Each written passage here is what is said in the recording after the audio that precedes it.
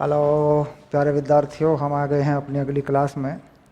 संवेग संरक्षण, कोणीय संवेग संरक्षण, बल का घूर्ण, ये सब बातें हमने अपनी पिछली क्लास में पढ़ ली थी। ठीक, एनसीईआरटी में 2 उदाहरण हैं जिन पर हम विचार करेंगे, जिनको हम हल करेंगे।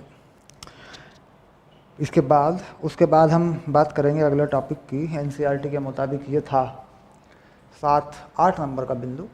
अब इसके बाद जाएगा, फिर 7 नंबर का था ये, इसके बाद आएगा 8 नंबर का।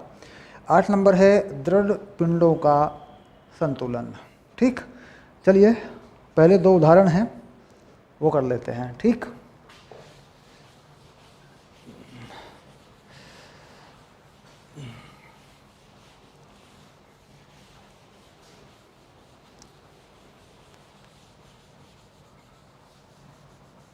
तो उदाहरण बेसिकली इसी बात से जुड़े हुए हैं। कोणीय संवेग, बल आघूर्ण, कोणीय संवेग संरक्षण, इसी बात पर हैं। तो पहला जो उदाहरण है 7-5 एनसीईआरटी उदाहरण 7-5। मूल बिंदु के परितः बल 7I3J-5K का बल आघूर्ण ज्ञात कीजिए। बल जिस कण पर लगता है उसका स्थिति सदिश बता रखा है। ठीक, तो कुल मिला के बल आघूर्ण पूछ रहा है।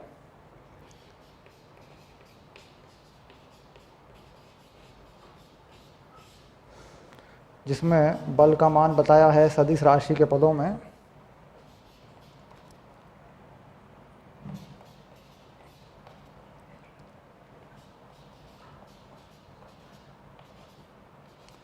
ये है न्यूटन में बल, और स्थिति सदिश को हम R कह देते हैं, I-J+K, ये है मीटर में। ठीक, अब यहाँ पर मात्रक मैंने लगा दिए, मात्रक किताब में पुस्तक में नहीं है। ठीक है, तो बल आघूर्ण क्या होता है? बल आघूर्ण को अपन क्या कह रहे हैं? बल आघूर्ण को बता देते हैं टाउ, ऐसे। और ये क्या होता है? R×F।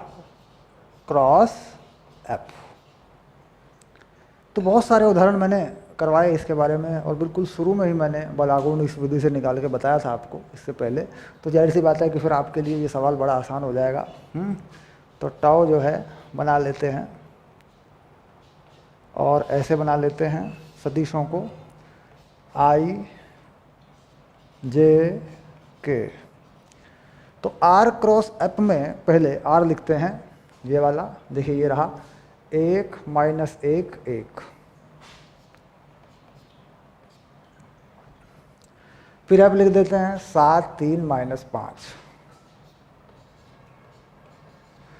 ठीक, अब इसको हल कर देते हैं। टाउ को यहाँ करके बना देता हूँ इसको I-J और +K, इस तरीके से लिख के जो भी मान बनेंगे, I का यहाँ बनेगा, J का यहाँ बनेगा, K का यहाँ बनेगा। ठीक, चलिए I का देखते हैं। तो I को छिपा लेते हैं, ऊपर की लाइन को छिपा लेते हैं, बनेगा 5-3, ऐसे। क्यों? क्योंकि पहले इस तरफ की गुणा करते हैं, उसमें से इस तरफ की गुणा को घटा देते हैं।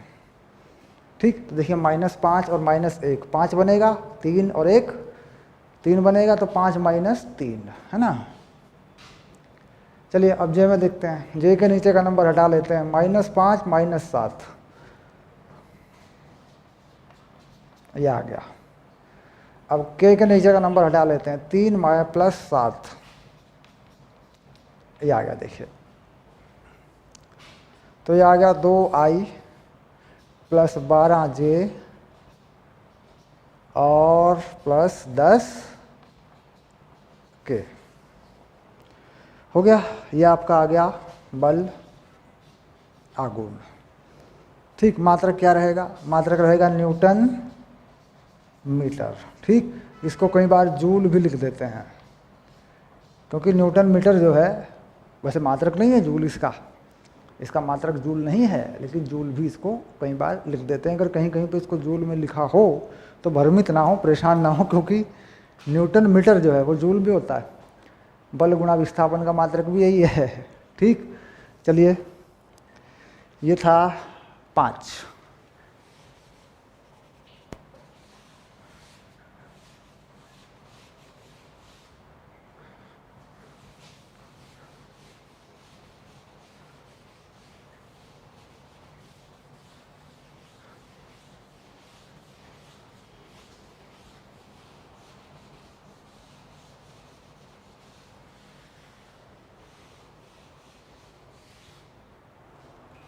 अब देखते हैं 6 नंबर में क्या है।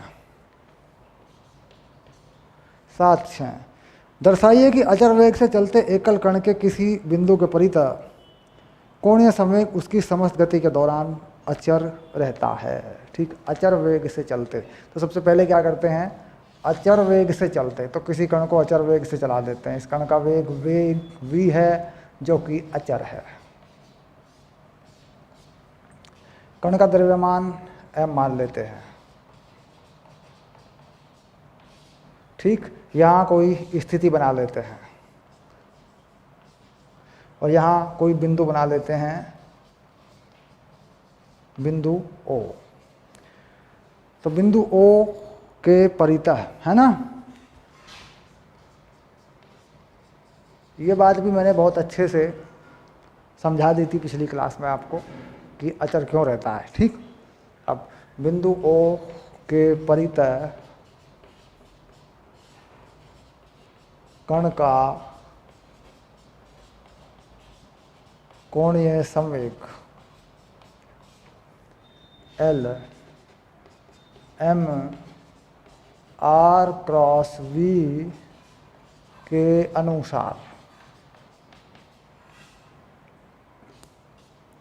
L m, अब देखिए अब क्या करते हैं, आर वी साइन थीटा और ये होगी दिशा, आर वी साइन थीटा परिमाण में और ये हो गई इसकी दिशा, यानी कण की गति के तल के लंबवत एक दिशा दाएं हाथ के अंगूठे से देखें तो।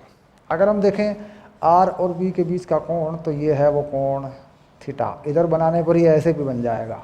तो यहाँ से अगर इस दिशा में कण की दिशा पे कोई लंबवत डाल दें तो ये लंबवत होगा डी, और डी का मान होगा आर साइन थीटा, इसे कह देंगे हम अचर।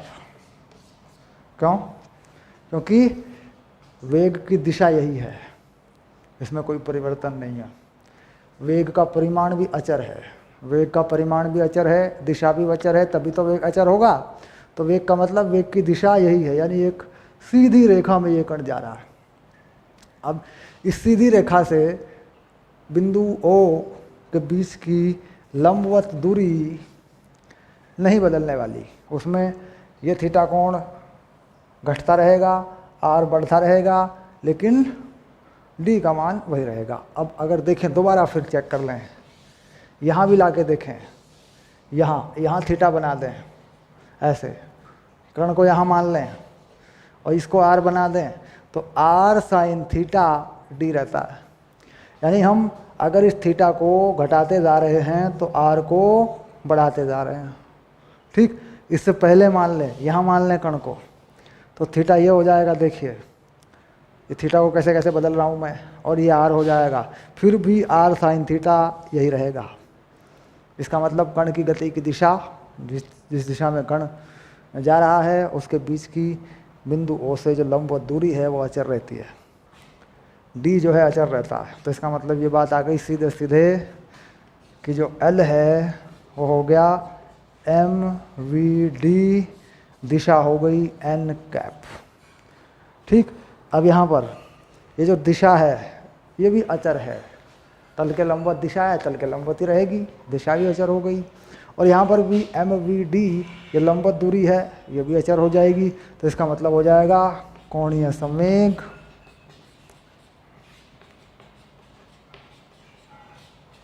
अचर। ठीक, तो समझ गए कि भाई ये जो लंबवत दूरी है इस पर निर्भर कर रहा है। ऐसे ही आघूर्ण, बलाघूर्ण भी निर्भर करता है इसी पे, लंबवत दूरी। तो यानी अगर इस कोणीय संवेग के को सही तरीके से लिख लें किसी भी कण के लिए, तो ये कितना होता है, m वी आर लंबवत, ये जो आर है ये लंबवत दूरी है वी की दिशा से, और इसका एक दिशा सदिश होता है। दिशा सदिश वही रहता है अक्षर, तो यहाँ पे क्या लगती है, वी और आर के बीच में वी की दिशा से आर जो है लंबवत दूरी है वो लग जाती है। अगर लंबवत दूरी मालूम नहीं है तो थीटा लगाओ, थीटा का मान पता होना चाहिए। अगर लंबवत दूरी मालूम नहीं है तो थीटा लगाओ, आर लगाओ, ठीक। अगर लंबवत दूरी है तो आर साइन थीटा ही लंबवत दूरी है। ऐसे किसी भी त्रिभुज में आर साइन थीटा ही लंबवत दूरी होगी, ठीक, क्योंकि ये त्रिभुज समकोण त्रिभुज बनते रहेंगे। चलिए, ये था 7 नंबर का सवाल, उदाहरण। अब आएंगे बिल्कुल नए टॉपिक पर और बात करेंगे दृढ़ पिंडों के संतुलन के बारे में।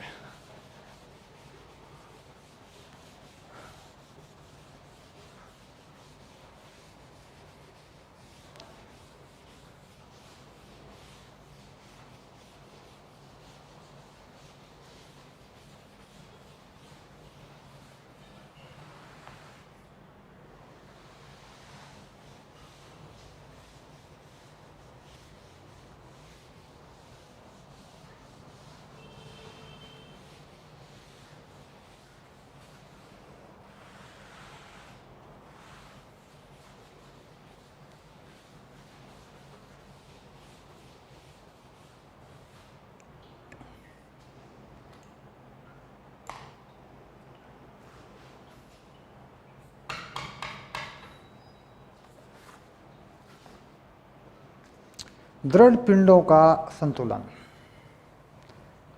7, 8।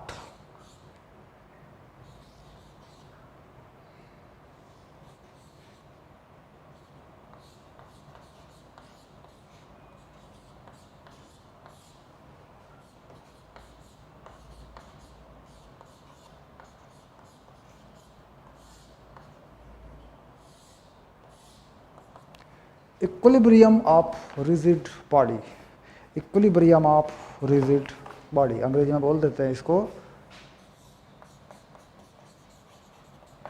इक्विलिब्रियम ऑफ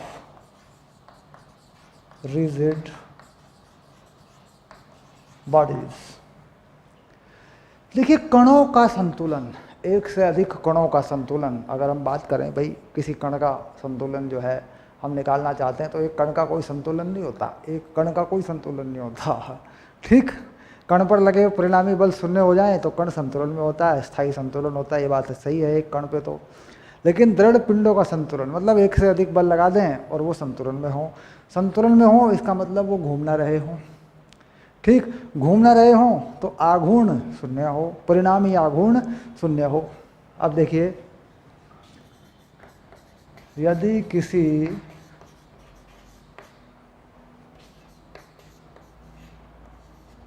पिंड पर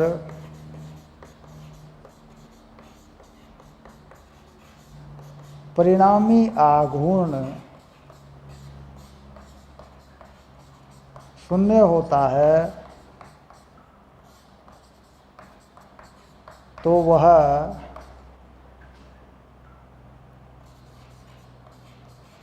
घूर्णी संतुलन में होता है, संतुलन में होता है, ठीक।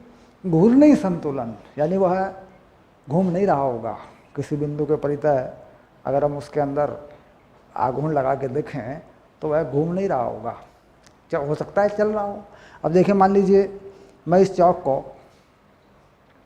बिल्कुल जो कहते हूँ नीचे छोड़ दूँ ऐसे, तो ये चलेगी नीचे की तरफ लेकिन घूमेगी नहीं, ठीक। इसका मतलब कि इस पर जो घूर्णन गति के अनुसार जो बल आघूर्ण है वो शून्य आ रहे हैं, गुरुत्वीय बल इस पर लग रहा है, इसके अंदर जितने भी कण हैं उन सब का इस पर शून्य आ रहा है परिणामी आघूर्ण। अगर ये नहीं घूमती है तो बात, अगर किसी बिंदु के परितः ये घूम जाती है, घूमते हुए चलती है, तो इसका मतलब यह संतुलन की अवस्था में या घूर्णी संतुलन की अवस्था में नहीं है।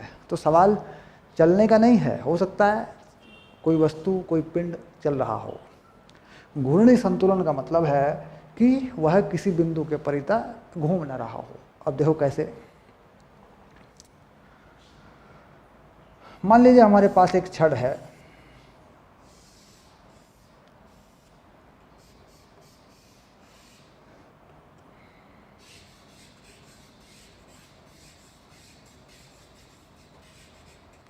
ठीक।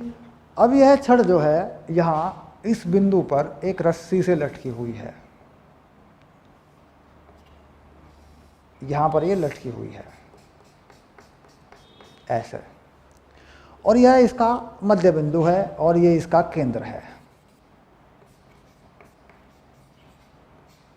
तो द्रव्यमान केंद्र है या केंद्र है ऐसा बोलेंगे, तो ये छड़ घूमेगी नहीं, यह छड़ घूमेगी नहीं, क्योंकि हम जानते हैं कि इस पर लगने वाले इधर सभी बलों का, जितने भी बल इधर लगेंगे कणों पर, जितने भी कणों का भार होगा W1 W2 जितना भी होगा इधर, वो सारा इधर के बराबर हो जाएगा। W1 डैश W2 डैश, जितने भी कण हैं सभी कणों का भार का जो आघूर्ण होगा इधर को घुमाने के लिए, वह इधर को घुमाने वाले से बराबर हो जाएगा।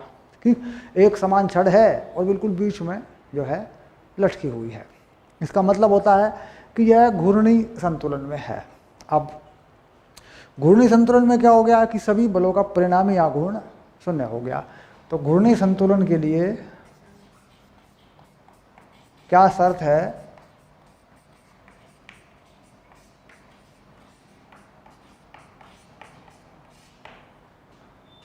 R1 F1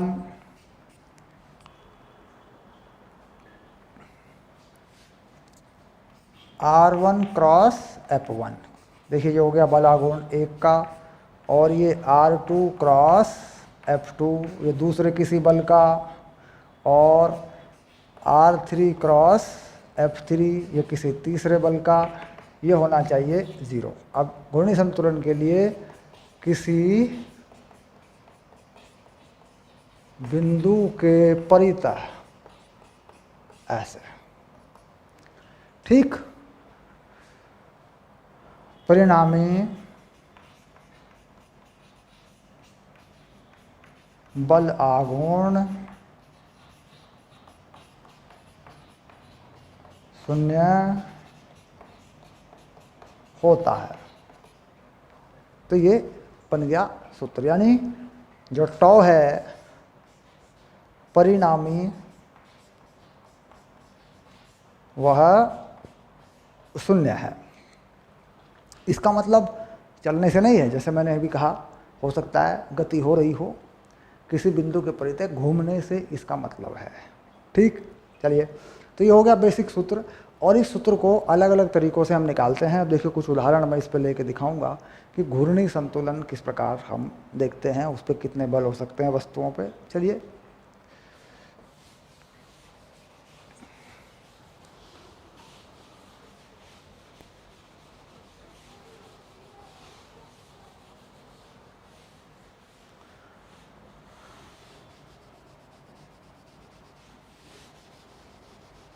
अब देखिए इस छड़ की जो लंबाई है यह है मध्य बिंदु O। ठीक, इस छड़ की जो लंबाई है वो हम मान लेते हैं इधर L/2 और इधर भी L/2 ऐसा है। ठीक, छड़ की जो लंबाई है वह L/2 एक तरफ, L/2 एक तरफ, बिल्कुल बीच में आ गया बिंदु O। इसे मैंने मान लिया बिंदु O। ठीक, अब छड़ से एक तरफ यहाँ पर एक हमने भार लटका दिया W1 जो कि दूरी x पर है, यहाँ से दूरी x पर है। दूसरी तरफ हमने भार लटका दिया W2 जो कि दूरी y पर है। ठीक, अब हम देखते हैं कि ये छड़ ना घूमे, इसके लिए क्या शर्त होनी चाहिए, x में W1 में, y में W2 में क्या शर्त होनी चाहिए। तो लिखते हैं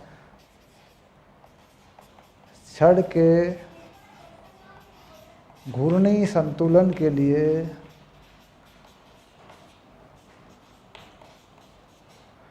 बिंदु O के परितः परिणामी बल आघूर्ण शून्य लेने पर, अब देखिए ये जो भार है इसे हम क्या कहते हैं, ये भार है, किसी वस्तु का कोई भार है, ये भी भार है, तो भार है तो मतलब बल है। अब अगर मैं यहाँ बिंदु O की स्थिति दिखाऊं, ये बिंदु O दिखाऊं और यहाँ पर एक भार दिखाऊं नीचे की तरफ W2, और ये दूरी जो है मैंने बताई y, ऐसे, ठीक। और दूसरा भार यहाँ बता दें W1 और ये दूरी बताएं x, तो घूर्णी संतुलन के लिए क्या है, बिंदु O के परितः बल आघूर्ण शून्य होना चाहिए। अब इसमें देखें, अगर देखें इसका, तो ये क्या करेगा, देखिए ये बल नीचे की तरफ है, तो ये बल इसको यूँ घुमाने की कोशिश करेगा, छड़ को यूँ, ये वाला जो बल है इधर को लाने की कोशिश करेगा। इसकी वजह से हम देखें ये बल छड़ियों घूमने की कोशिश करेगी तो अंदर की तरफ बल आघूर्ण होगा। तो इसका अंदर की तरफ जो बल आघूर्ण है हम उसको माइनस में मानते हैं और बाहर वाले को प्लस में मानते हैं, या अपनी मर्जी से भी मान सकते हैं, ये कोई बड़ी बात नहीं है।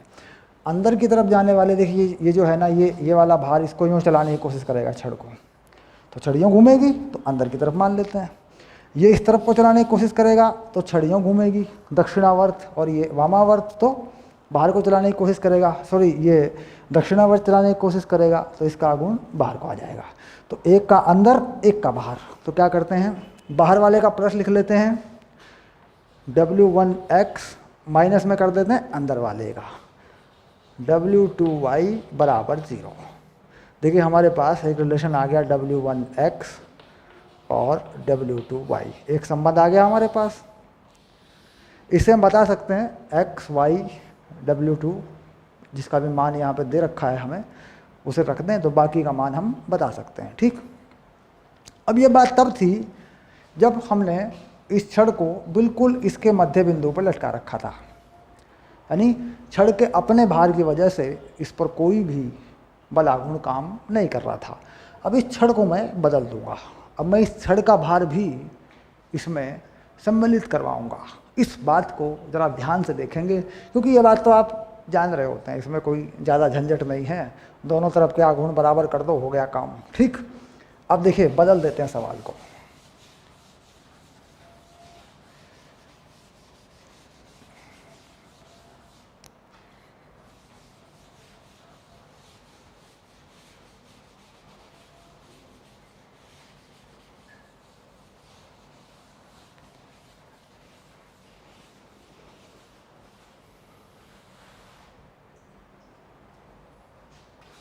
अब मैं इस छड़ को टिका दूंगा एक आलंब के ऊपर, जिसे हम कह सकते हैं कि ये आलंब है। आलंब मतलब जहाँ पर कोई चीज़ टिकी होती है, ये आलंब है। आलंब है तो ये कहीं ज़मीन पे ऐसे टिका हुआ होगा।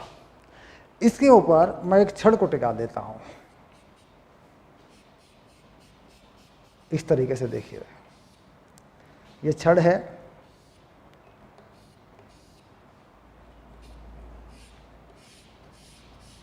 इस चीज़ को समझना है थोड़ा सा, क्योंकि इस पे सवाल जो है आपका बन जाएगा परीक्षाओं में भी। ये देखिए ये छड़ हो गई, तो छड़ की जो लंबाई है वो पूरी की पूरी लंबाई ये वाली, ये छड़ की लंबाई मैं मान लेता हूँ 1.5 मीटर, और छड़ का जो भार है वह मध्य बिंदु पर यहाँ पर मान लेता हूँ उसको मैं, छड़ का भार है W0, लिख देता हूँ छड़ का भार W0 मध्य बिंदु पर, ऐसे मध्य बिंदु है तो ये जो दूरी है देखो ये कितनी पड़ जाएगी, ये पड़ेगी 0.75 मीटर। बिल्कुल सीधे सीधे समझ में आती है बात। और ये छड़ जो टिकी है ये टिकी है बिंदु O पर, ठीक। अब ये जो बिंदु O है मध्य बिंदु से, ये है X, ये रहा, मालूम नहीं है X क्या है, ये X पर टिका रखी है ऐसे। ठीक, अब ये कह रहे हैं कि यहाँ इस तरफ हमने इस सिरे पर एक भार जो है लटका रखा है। ये है हमारे पास W1, यहाँ पर जो भार लटका रखा है इस सिरे पर, ये W1 है। और दूसरे सिरे पर हमने लटका रखा है भार जो है वो W2 है। ऐसे दूसरे सिरे पर हमने W2 लटका रखा। तो कह रहा है छड़ स्थायी संतुलन में है, यानी छड़ जो है स्थायी संतुलन में है, घूर्णी संतुलन में है, या फिर छड़ क्षैतिज है। छड़ में क्या है? छड़ क्या है? छड़ क्षैतिज अवस्था में रहती है। अवस्था, ठीक, जो कि त्यों क्षैतिज अवस्था में बंधी रहती है। तो सवाल ये आया कि भाई x का मान क्या है, यानी मैं कहाँ टिका दूँ इसे। दोनों ये भार लगे हैं, छड़ का अपना भार भी है, तो मैं इसे एक x पे टिकाऊंगा ताकि सीधी बनी रहे। तो मैं मध्य बिंदु से कितनी दूरी पर ये आलंब है, इस आलंब पे छड़ को टिका दूं ताकि ये सीधी की सीधी रह जाए। ठीक, तो बात सारी चीज़ें समझ में आ गई होंगी, सिंपल है मामला। अब आघूर्ण जब मैं लगाऊंगा सही तरीके से, अगर मैं देखूं तो आघूर्ण मैं बिंदु O के परितः लगा लूँगा और कुछ समीकरण बना लूँगा। उन समीकरणों से मेरा मान आ जाएगा। तो क्षैतिज अवस्था संतुलन जो भी है, इसे कह सकते हैं क्षैतिज संतुलन। ऐसे कर देते हैं, देखो, क्षैतिज संतुलन भी कह सकते हैं इसको। ये रहा। अब बिंदु O के परितः आघूर्ण,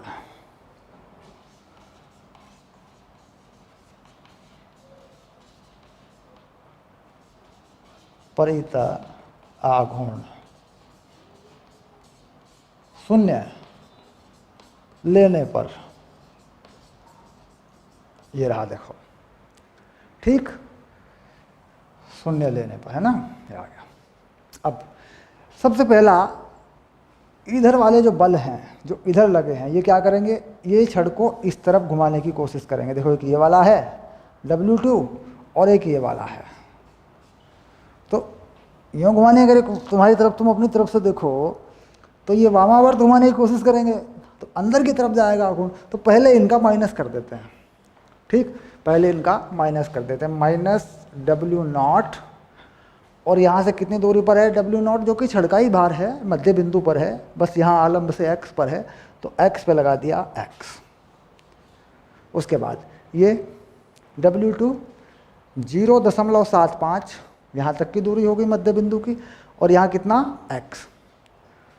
तो ये जो W2 है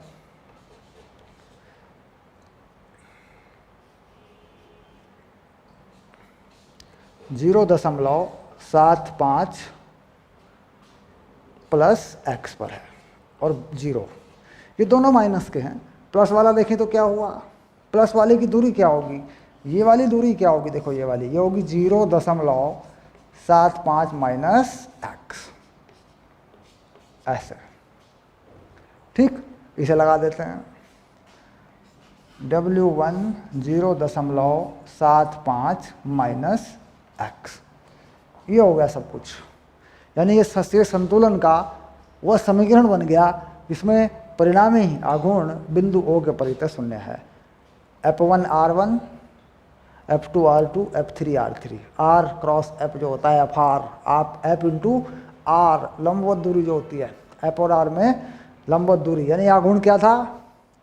आघूर्ण को फिर याद करें, F और R लंबवत, F के लंबवत दूरी ये था। तो लंबवत दूरी है सारी, क्योंकि जो भार है सब नीचे की तरफ लगेंगे, सीधा नीचे की तरफ लगेंगे, उधर वादल नीचे की तरफ।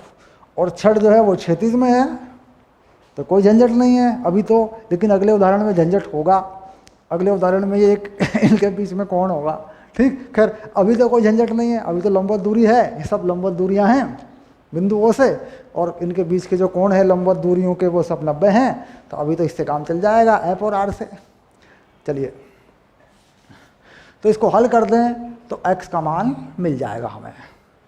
अब देखो, x का मान निकालना है तो 0.75 W1 minus W1x minus W0 x minus 0.75 और माइनस 0.75 W2 है ना, W2 और minus W2x equal to 0। Simple. अभी जो x वाले पद हैं इनको कॉमन ले लें और एक तरफ कर लें।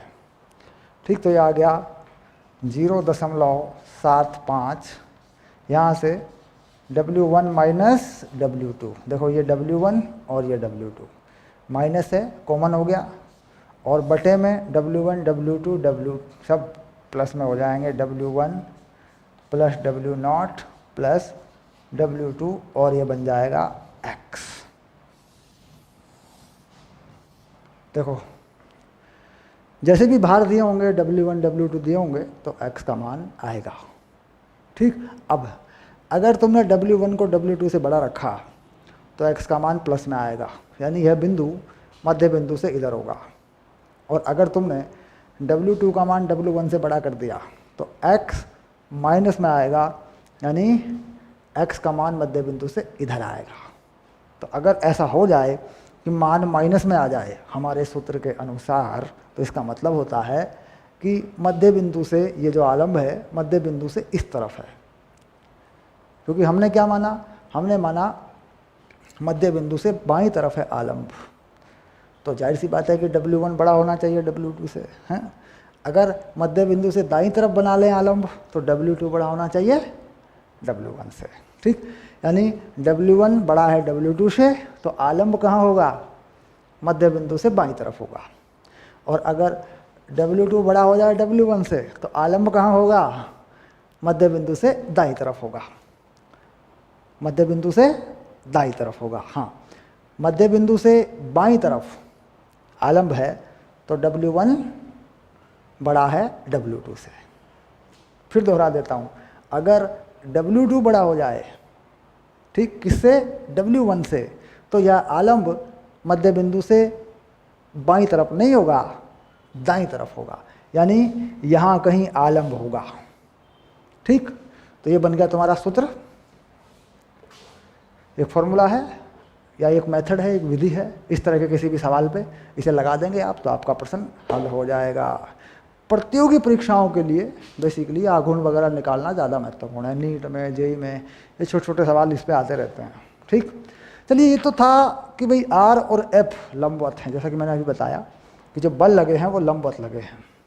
ठीक, अब बात करेंगे कि अगर किसी कोण पर है तो ये चीज़ कैसे काम करती है, और दूसरी बात करेंगे परिणामी बल क्या है। देखिए, अगर ये छड़ नहीं चल रही है नीचे की तरफ या ऊपर की तरफ नहीं चल रही है तो परिणामी बल क्या है, परिणामी बलों पर भी विचार करेंगे। चलिए, अगले सवाल में सारी बातें फिट कर देता हूँ मैं। ठीक,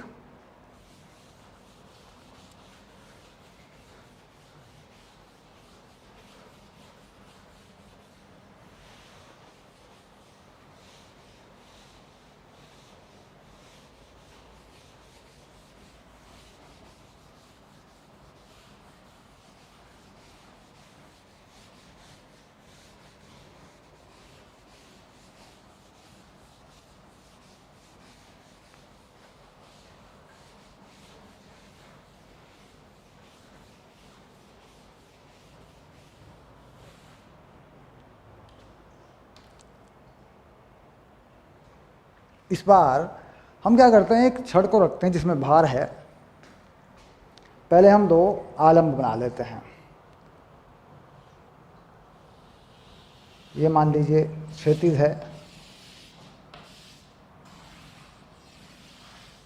इसे मान लेते हैं क्षैतिज तल,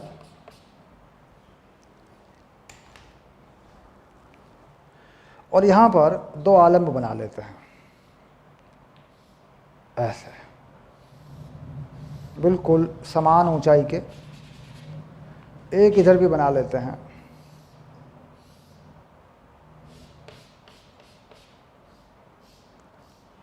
इसे बोला करते थे पहले स्थिति विज्ञान, इसे बोला करते थे पहले स्थिति विज्ञान, स्टैटिक्स। जो गति विज्ञान था उसे बोला करते थे गति विज्ञान। हमारे ज़माने में गति विज्ञान और स्थिति विज्ञान 2000 से पहले ये गणित में हुआ करते थे। गणित की 2 किताबें हुआ करती थी। पहले बोर्ड जो है 11वीं 12वीं मिला के आता था, ये आप जानते हैं। तो गणित की 6 किताबों में से 2 किताबें, एक गति विज्ञान, एक स्थिति विज्ञान। तो स्थिति विज्ञान में बलों के संतुलन पर, पूरा का पूरा स्थिति विज्ञान बलों के संतुलन पर था।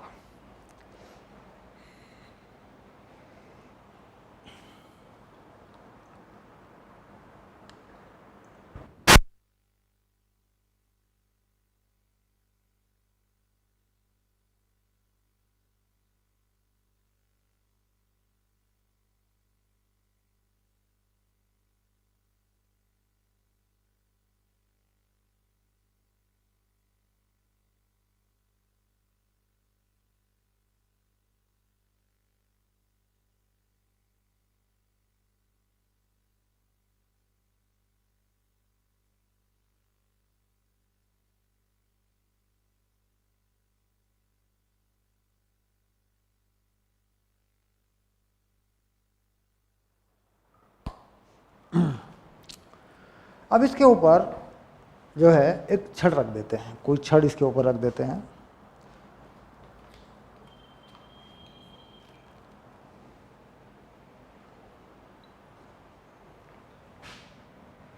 इस तरीके से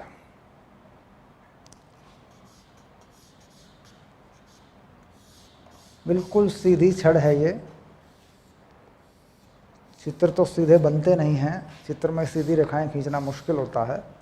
ये बिल्कुल सीधी छड़ है, देखो ये रख दी मैंने सीधी छड़।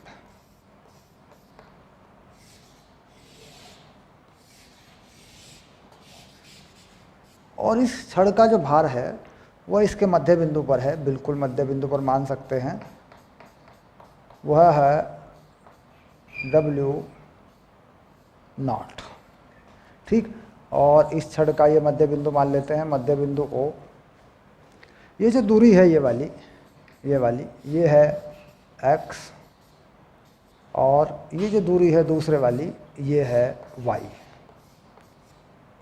ऐसे, ठीक। अब ये कहता है कि छड़ का भार बिल्कुल मध्य बिंदु पर है, और जो छड़ की लंबाई है, पूरी छड़ की लंबाई, अगर इस पूरी छड़ की लंबाई करें मध्य बिंदु से, देखें छड़ की लंबाई को, तो ये पूरी छड़ की लंबाई L/2 है एक तरफ से, और L/2 है दूसरी तरफ से, ऐसे, ठीक। तो कह रहा है कि जो आलंब हैं, जहाँ पर छड़ को टिकाया हुआ है, वहाँ पर अभिलंब प्रतिक्रिया क्या है। अभिलंब प्रतिक्रिया मतलब यहाँ पर जो भार पड़ रहा है इसके ऊपर, इसे मान सकते हैं यहाँ की प्रतिक्रिया, इसे मान लेते हैं N2, और यहाँ पर जो भार पड़ रहा है इसे मान लेते हैं N1, ठीक। यानी जो रखे हुए हैं, जिस पे छड़ टिकी हुई है, इन पर कितने कितने बल लग रहे हैं।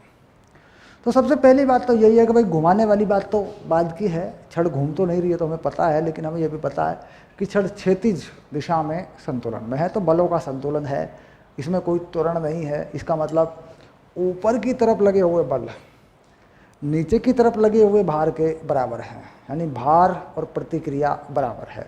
इसका मतलब बलों का संतुलन, अगर देखें बलों का संतुलन, पहले बलों का संतुलन देख लेते हैं।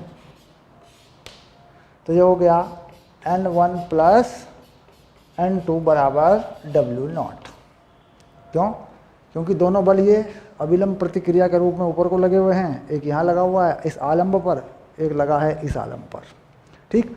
इस आलंब को हम बोल देते हैं A, इस आलंब को बोल देते हैं B। तो एक संबंध हमारे पास ये है जो बलों का है। अब परिणामी बल आघूर्ण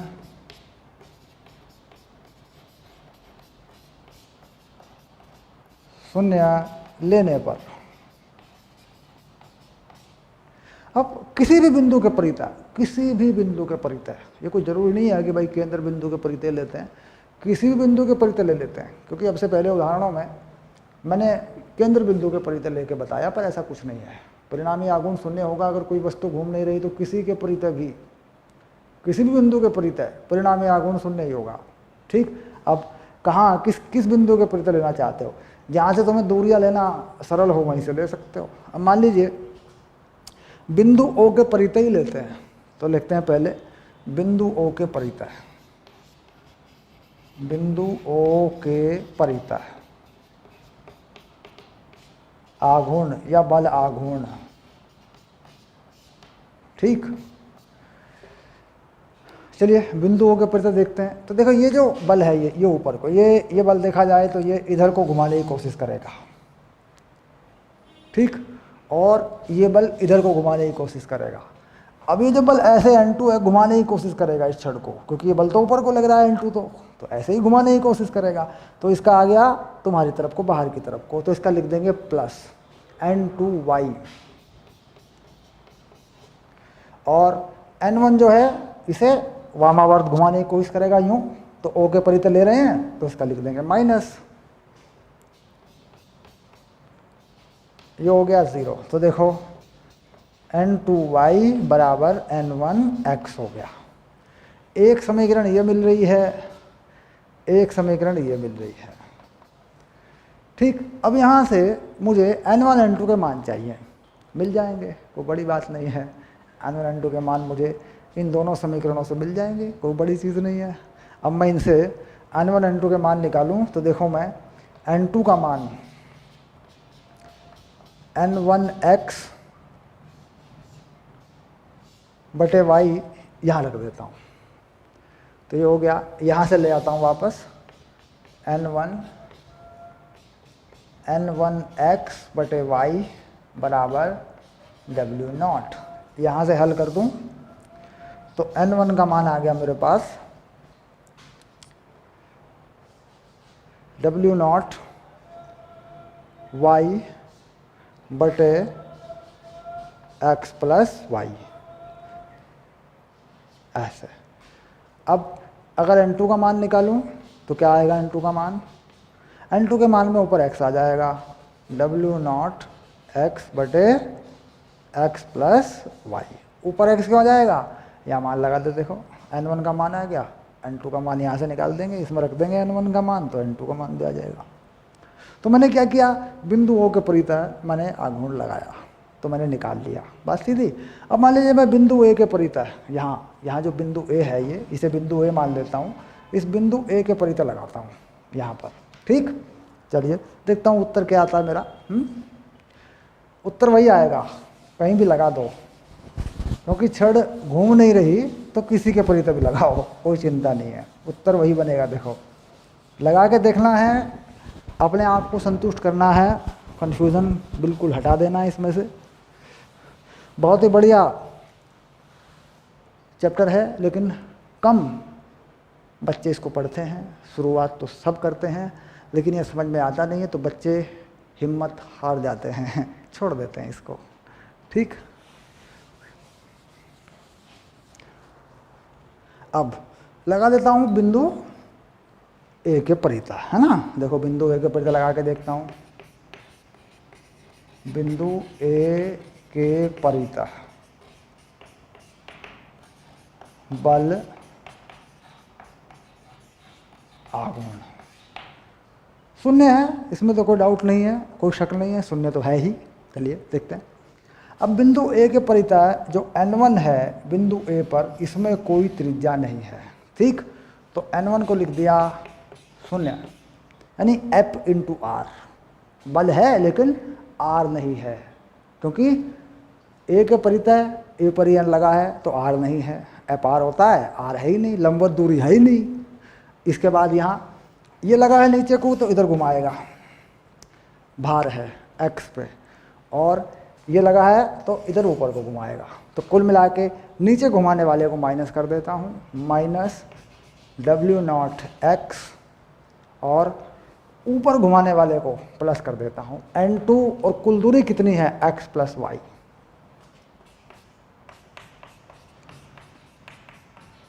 ये देखो इसका हो गया N2, और यहाँ से कितनी दूरी है सारी total x plus y, R बन जाएगी लंबवत दूरी। इसको 0 कर देता हूँ, तो लो N2 का मान आ गया W0 x प्लस वाई। ये रहा उत्तर, डायरेक्ट उत्तर आ गया लो।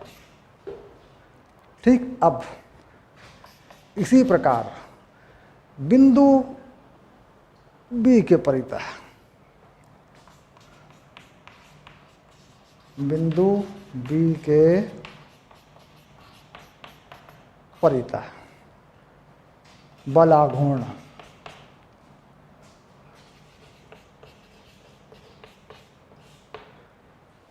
शून्य है, तो बिंदु B के परितः लेंगे तो क्या, तो N2 का तो शून्य हो जाएगा लो, N2 0, N2 का 0 हो गया भाई। N2 लगा, उसमें R तो है नहीं, लंबवत दूरी तो है नहीं।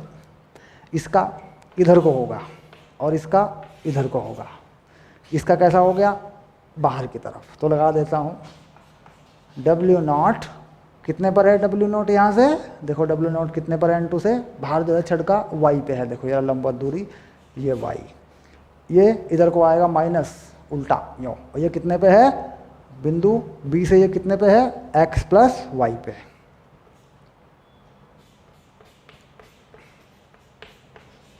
जीरो। लो N1 का मान आ गया।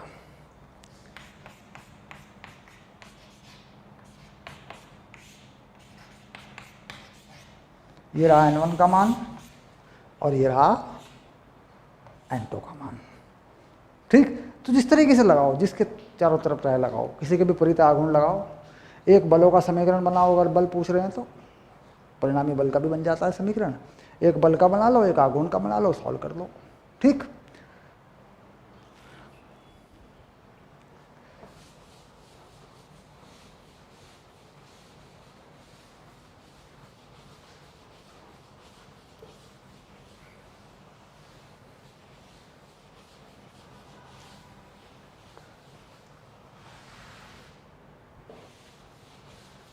चलिए मिलते हैं अगली क्लास में, बिल्कुल यहीं से दृढ़ पिंड का संतुलन, दृढ़ पिंडों का संतुलन, इससे आगे एनसीईआरटी में एक उदाहरण है, उसको हल करेंगे।